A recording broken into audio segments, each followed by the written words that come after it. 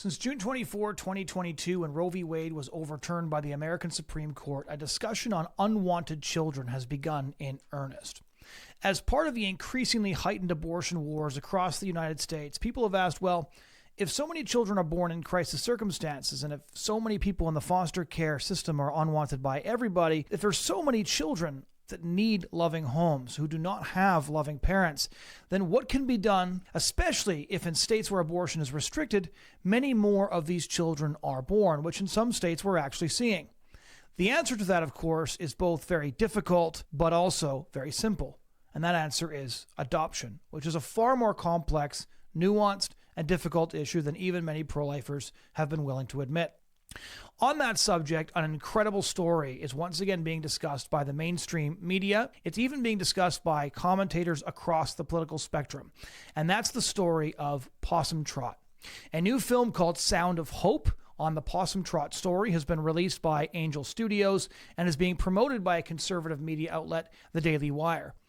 It is a truly phenomenal story.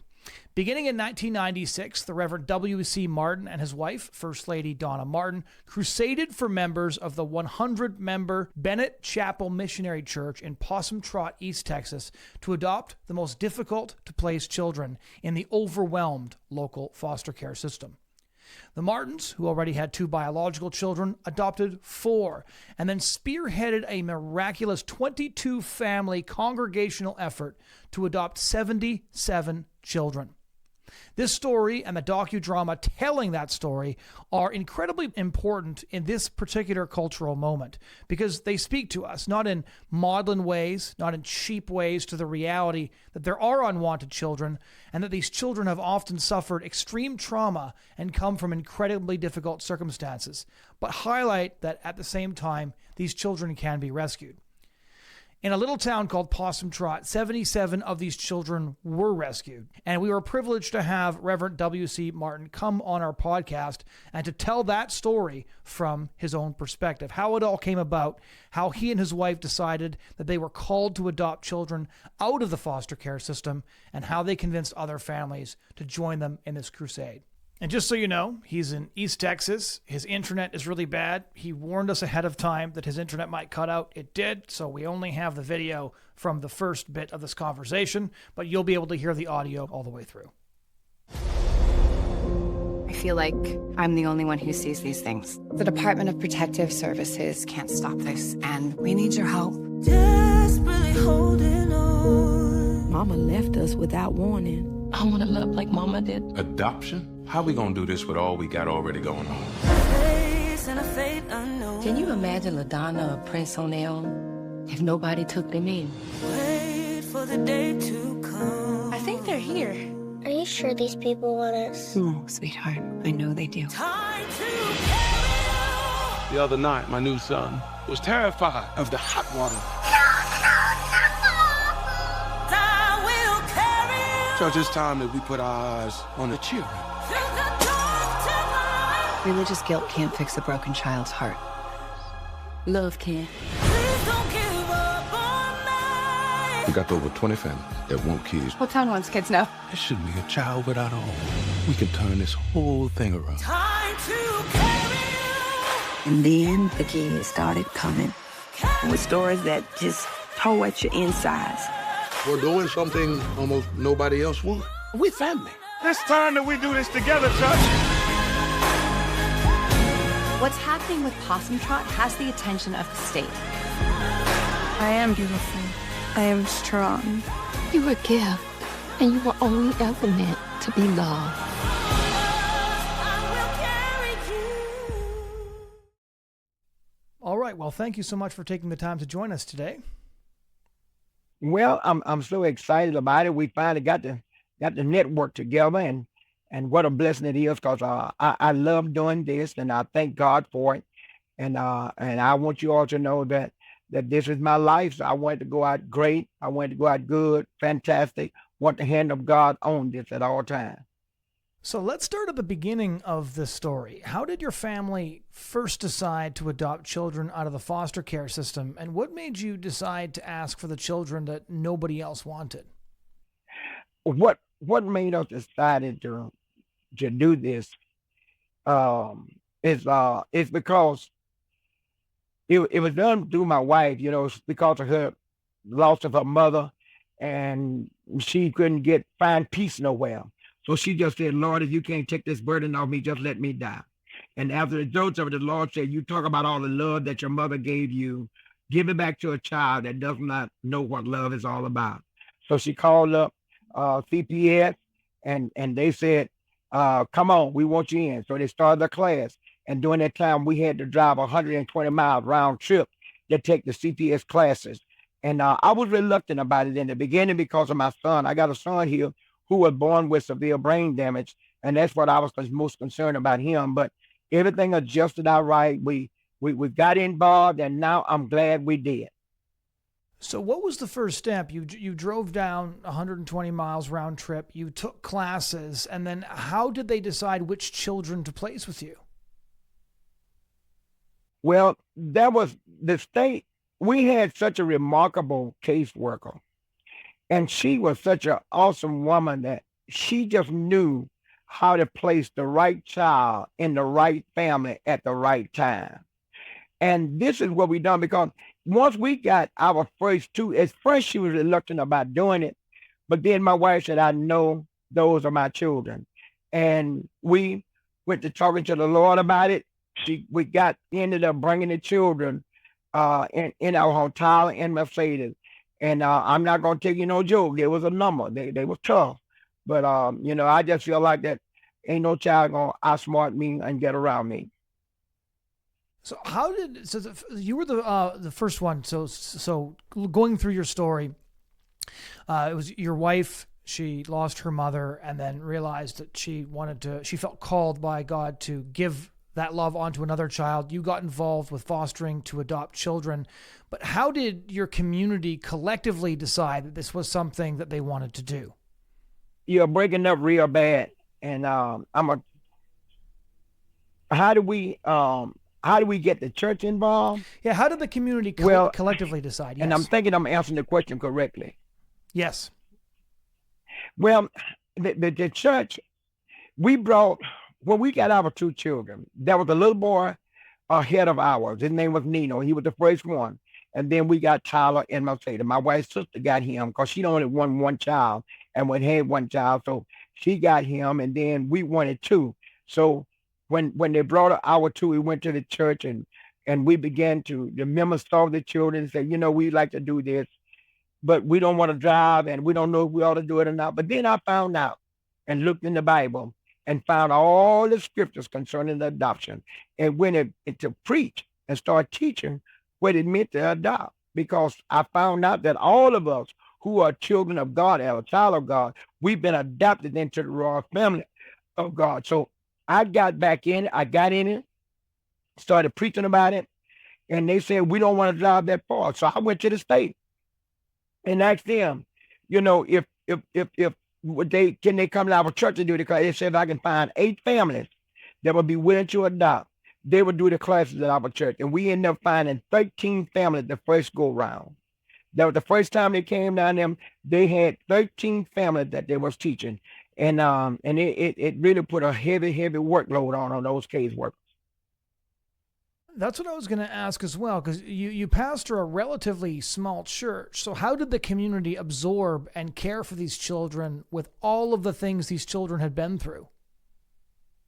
Well, it was a difficult task. And my responsibility was, since it started through us, is to be there to coach them. And coach, I needed coaching myself through every issue that came up. Our church was a kind of like we supported one another. That's one of the main, and that was one of the greatest things that we did. We supported each other. When one didn't have, and the other hand, we shared. We all, it was just a big fellowship. We didn't look at them as adopted children. Even the children themselves didn't feel like they was adopted children. They felt like they was biological children, because they was right in the home and in the family, in the church, and we all worked together. We had one situation where my wife's sister, they brought down 2 children for her, where she couldn't handle 2, and she couldn't handle but 1. So what we done, to keep both of them in the community. That to show you how we work together. We got the other one and we adopted him to keep both of them in the community. That's what we was able to succeed because we was there to help one another.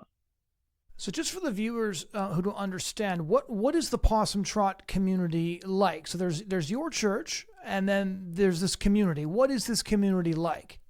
It's a rural country area. People just, they work. They try to maintain. They go to church. We don't have no street lights and don't have no McDonald's. Nothing like that down there. We don't have any recreational center down there, which I would love to have one down there next to the church, and praying one day that the Lord would plant one down there where I can give the families and the children something to do at all times, playing basketball, volleyball, whatever they want to do. I got some land out there by the church that I would like to develop and put a park out there and do something like that. But of course, we hadn't gotten there yet. And I'm praying one day that some billionaire look at my heart and say, look, I can do that for you. But the thing of it is that the community is a very, very remote community. A lot of black, majority is out there is black. And we try to do everything to help everybody. Everybody know everybody. All the families down there is just family. That's all it was. And every weekend we have, don't tell them who we have to deal with at the church. So those that come to church, they come. And those that don't, they don't. So in the film, there's a scene where a woman tells your wife that adopting troubled children can be inadvisable or a bad idea. How did the surrounding community respond to the mission that your church community embarked on and get over some of the naysayers and those who thought that it couldn't be done or was too difficult? I'm going to deal with the first part first. I'm hard-headed, and you don't tell me can't. That was inbred into me when I was a little bit of boy. I got whipped many times because my brother told me, you can't, and I bet you won't do it. And my mama called me in there and kind of tightened me up a little bit and let me know that wasn't the right thing to do. But I don't get off into what people feel or think. All I know, if God be for us, who can be against us? It's not easy. This is not an easy process. But it's such a rewarding process. It is such a great process. It is something that you're doing out of the norm. People were saying that they don't know why we're doing this and all of that kind of stuff. But I don't pay that no attention because I know that what I'm doing it unto God, and I'm doing to help children. One common denominator that all of us have, and that is children. So I will not, under no circumstances, change the way I'm doing things because of the fact that my children, if they need me, they're going to get me. And that's just the way it is. So I'm still advocating for all children to make sure that all children have a right to live and a right to a great life. That's where I am about this whole thing. So that's your attitude, and of course your wife felt called to do this, and you're the pastor of this church. How did you handle it when other members of your church who had embarked on the same mission, who had decided to share on this, to care for children and adopt children themselves, come to you and ask for help, say this is so difficult, how do we get through this? What are some ways that you supported each other when things did get really tough? Well, what I've done as being a pastor, and see, everything started with my wife and I. So I felt like that it was my responsibility to be right there when the trouble come, when the heartache came. And we did that. We supported those families. For an example, if a family was going through a problem with one child, we would pick that child up and bring him into our home and try to help to bring that child, quiet that child down and kind of get him or her in a place where they can go back home. Sometimes they may stay 1 week, sometimes 2 weeks, sometimes 3 weeks. But however long they stayed, we were there to support that family in whichever way we could. And I think this is what you call involvement, getting involved, helping these people, standing by their side. Because as a leader, we are supposed to be strong. We're supposed to be the one that's going to stand the gap. And we're supposed to be the one that's going to help these people. So that was my idea and my whole demeanor. We need to make sure that we support every family and do all we can to help each and every one of them. And that's what we've done. So when did the story of what happened in Possum Trot start to spread outside your community? Because as you said, you're a small community in East Texas. It's very rural, not a lot of infrastructure. There's homes and churches. But what happened there was extraordinary, and the story started to spread. How did that happen? The reason how that all that began, CPS was down at our church one Sunday. That's Children Protective Services. They was down at our church. And they made a decision one day that they wanted to get the word out. So one of the workers called Houston Chronicle. Houston Chronicle came down and she just told them, hey, I got a hot tip for you. We got a little church down here in the woods that have adopted a lot of children. And that same week, the Houston Chronicle was at my house getting that story. It took them for a while to get that story out. But eventually they got it out. And when they got it out, I think one of the first television entities that we went on was Good Morning America, Diane Sawyer. And during that time, she sent her correspondent, they sent her television crew down, and they got that story. And from there, it just went wild. And so when the story went wild, this turned you into kind of a national advocate for adoption. What was that like, going from an adoptive father and the pastor of a community where lots of children were adopted into suddenly an advocate for foster care children and an advocate for adoption? You know, I tell you, it wasn't nothing easy about it. Boy, I tell you, it literally wore my hips out. Because flying all over the country and then taking care of the children. And see, I have ministers at the church. When I wasn't there, they was able to carry on the services when I wasn't there. And taking care of the children, it was pretty difficult. It was something hard, but we got through it. We did it. It was done. And today, and I couldn't do that on my own strength. It had to be God had to give me the strength and the power and the mind to do what I did. Because I was traveling just like I am right now with this movie. Man, I tell you the truth, my schedule is getting spread wider and wider and wider. I'm so busy right now, it's unreal. If it ain't one, it's another. So, and God enabled me to do it. And I'm so grateful to him that he's keeping the strength in my body to be able to do what I'm doing. And this is not an easy task. It's not something that you can jump up and down and shout about. But it is a rewarding task. It is a beautiful task because I love seeing children getting a good home, a good place, a place of stability, a place where they can feel the comfort and the love. It should not be no child that does not know the love of a mother and a father. And this is the thing that warms my heart so that I want to see something happen. I want to see this. We don't call it a movie. We call it a movement. I want to see this movie go out, or this movement go out and touch the hearts of churches, peoples all over this country, that they would just see what the trauma that these children are in and do everything they can to bring them out. That's what it's hard. It's hard right now, but I don't look at it like that. I don't look at the difficult part of it. I look at the joy part of it. I look at the beautiful part of it. I look at the part where this can be done. Because if we did it in Possum Trot with nothing, surely we got churches out there on every corner. They got everything they need. And I encourage them to bulk upon this great entity. Then you will find out God will reward you handsomely. So before this film came out telling the story, and you were just traveling around the country, you were doing interviews, you were telling the story, did you find that a lot of people responded to your message and decided to do the same thing you were doing in Possum Trot? Yes, I found out, and that was the beautiful part about this. They responded. They did something. Many families, many children have came out of the system because I was an advocate and a voice for the children in many people's ears. And they saw it as one of the greatest things that they could do is to get involved and to reach out and touch somebody else, just like Jesus reached out and touched us. It's great. It's a great thing. And I would tell anybody, don't look at how bad the child is. Look at what you can do to help that child.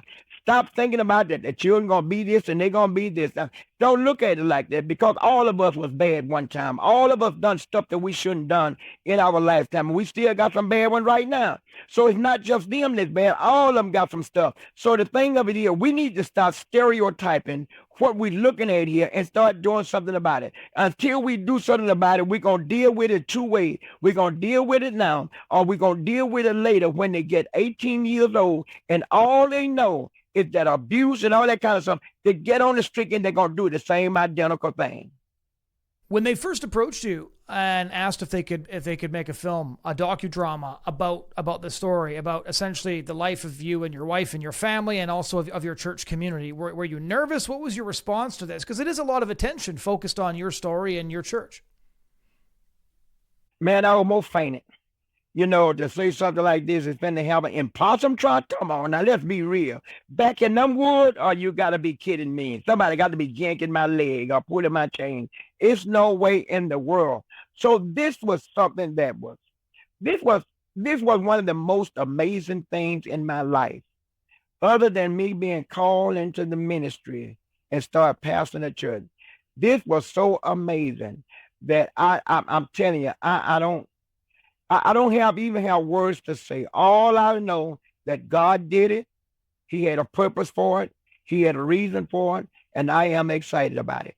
So what do you hope people are going to take away from this story? Because obviously the story was already becoming more well-known. It was covered on Good Morning America. It was covered by newspapers and TV networks. Now there's a sort of docudrama that's being pushed out. It's being promoted by the Daily Wire, all these other conservative outlets as well. What message do you hope that people take away from this story once they've seen it? I pray and hope that they, number one, understand it's not going to be an easy road to hope. Number two, I hope that they understand it's going to be difficult, but they're going to make it. I pray and hope that they will see the trauma of a child and would want to do something to help that child to have a better life. I pray and hope, and I want to see that the entire system be emptied out. I pray and hope and want to see that it should never be a child waiting on parents, but parents waiting on a child. I want to see such a movement of children into loving homes. And the thing that I value the most is, how do we expect for a child to know what love is all about when no one ever taught them love? How do we expect for a child to know what a mother and a father is when they never had that?